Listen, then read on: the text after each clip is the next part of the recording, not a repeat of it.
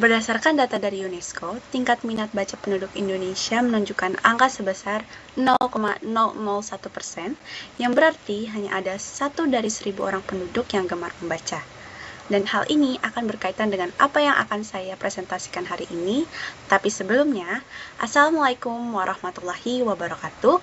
Perkenalkan, nama saya Mutiara Ramadhani dari Fakultas Ekonomi Bisnis dengan NIM 4322411022. Yang terhormat Pak Sumardi selaku dosen pengampu dan juga teman-teman semuanya. Pada presentasi kali ini saya akan membahas membangun literasi ilmiah berbahasa Indonesia pada siswa, titik 2 tantangan dan solusi dalam implementasi kurikulum merdeka. Abstrak dari makalah ini merangkum bahwa literasi adalah kemampuan individu dalam mengolah informasi melalui proses membaca.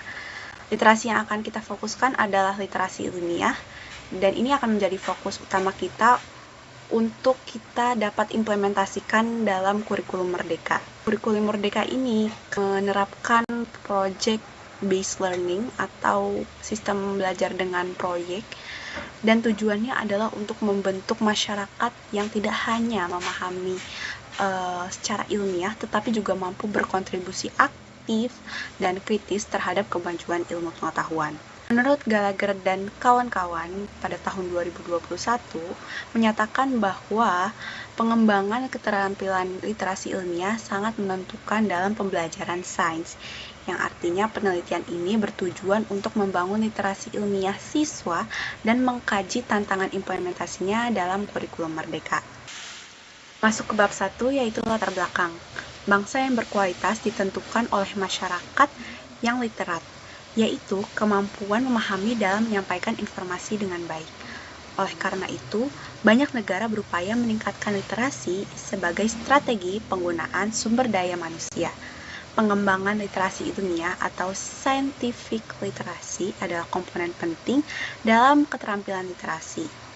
Literasi ilmiah berperan dalam asimilasi informasi baru, menjadi indikator mutu pendidikan, dan menuntut generasi penerus mampu memahami konsep sains serta mengkomunikasikan gagasan ilmiah secara logis dan efektif dalam bahasa Indonesia. Salah satu fokus utama kurikulum merdeka adalah penguatan literasi ilmiah, namun implementasinya masih menghadapi tantangan seperti kurangnya sumber daya manusia, sumber daya yang lainnya, kesiapan pendidik, dan kebiasaan pelajar yang lebih familiar dengan bahasa informal.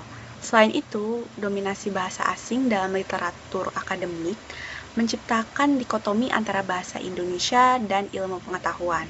Padahal bahasa Indonesia itu seharusnya menjadi medium utama penyampaian ilmu pengetahuan.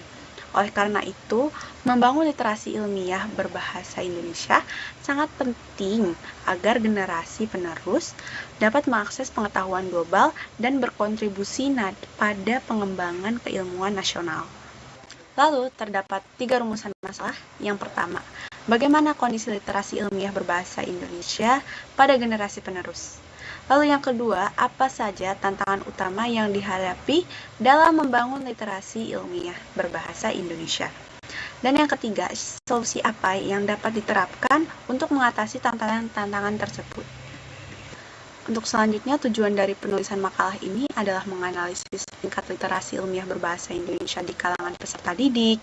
Lalu yang kedua, mengidentifikasi faktor-faktor penghambat atau tantangannya dalam mewujudkan itu. Dan juga yang ketiga, menawarkan strategi atau solusi yang efektif untuk mengoptimalkan peran kurikulum merdeka dalam membangun literasi ilmiah di Indonesia. Dan terdapat manfaat penelitian. Yang pertama ada manfaat praktis, di mana terbagi menjadi 3 yang bisa kalian lihat di dalam slideshow PowerPoint. Lalu juga ada manfaat teoritisnya. Bab kedua yaitu tinjauan pustaka. Seperti yang tertera di sini, bahwasanya literasi ilmiah berasal dari bahasa Latin, yakni literatus atau melek huruf, dan juga scientia yang berarti pengetahuan.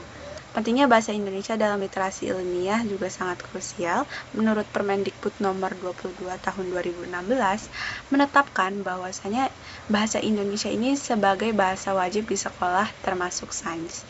Pengembangan literasi baru yang mengkombinasikan kemahiran teknologi dan data dengan nilai humanis adalah kompetensi esensial pada abad 21 kelak. Nah, pendekatan literasi terintegrasi ini selaras untuk diimplementasikan dalam pendidikan bahasa Indonesia karena pemakaian bahasa Indonesia memfasilitasi pemahaman konsep ilmiah lebih efektif daripada kita menggunakan bahasa asing. Slide selanjutnya masih di tinjauan pustaka. Menurut Abidin tahun 2014 mengemukakan bahwa rendahnya tingkat literasi mengakibatkan kurangnya minat baca. Dan penerapan kurikulum merdeka ini diharapkan mampu menjadi solusi untuk meningkatkan literasi di berbagai jenjang pendidikan. Lanjut ke hasil dan pembahasan, merujuk dari 3 rumusan masalah tadi. Untuk rumusan masalah yang pertama, di sini tertera hasil penelitian tim SS dan juga PISA menunjukkan kalau kelemahan mendasar Indonesia dalam pemahaman bacaan itu berada pada sains, matematika, dan juga pemecahan masalah secara konseptual. Dan UNESCO juga menunjukkan bahwa posisi Indonesia memprihatinkan dengan peringkat 60 dari 61 negara dalam tingkat literasi. Lalu tantangannya apa sih yang dihadapi dalam membangun literasi ilmiah? Yang pertama ada kesiapan guru dan juga sekolah dalam kurikulum merdeka yang masih banyak variasinya, terutama karena pemahaman dan adaptasi yang tidak merata, dan juga banyak guru yang kurang menguasai teknologi digital dan terbatas terhadap akses pelatihan. Rumusan masalah yang ketiga yaitu solusi yang dapat kita terapkan untuk mengatasi tantangan tersebut. Yang pertama adalah Project Based Learning atau PJBL. Tahapan ini meliputi penyampaian pertanyaan esensial dan pengenalan materi di awal yang bisa dilakukan oleh pendidik, lalu dilanjutkan dengan diskusi siswa berdasarkan fenomena sehari-hari. Dan pada tahapan perencanaan proyek, guru dapat memberikan panduan dan siswa merencanakan pengerjaan proyek tersebut. Lalu diikuti oleh pemantauan dan penilaian dilakukan selama proyek berjalan dan diakhiri dengan presentasi pada akhir sesi. Yang kedua adalah pelatihan guru atau tenaga pendidik, di mana pendidik bisa melakukan penulisan jurnal ilmiah, dan ini menjadi strategi efektif untuk meningkatkan literasi ilmiah guru yang pada akhirnya akan meningkatkan kemampuan mereka dalam menulis, meneliti, dan juga mempublikasi karya ilmiah, sehingga mereka dapat memberikan pembelajaran yang baik kepada siswa-siswa yang ada di Indonesia. Lanjut kita masuk ke kesimpulan dan juga saran, di mana kesimpulan pertama, diperlukan perubahan orientasi pembelajaran untuk meningkatkan literasi ilmiah melalui implementasi kurikulum merdeka. Diharapkan membangun keterampilan literasi ilmiah dan meningkatkan minat baca siswa. Lalu kesimpulan yang kedua, penerapan project-based learning berbasis literasi ilmiah dan efisien.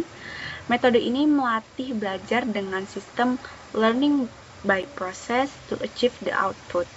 Dan untuk sarannya seperti solusi yang disampaikan tadi, kalau ada pelatihan guru. Namun menurut saya tidak hanya pendidik, tapi pelajar dan mahasiswa itu juga perlu bertekad untuk terus belajar sesuai dengan perkembangan dan kurikulum. Dan yang terakhir merupakan daftar pustaka yang saya gunakan dalam menyusun laporan makalahnya.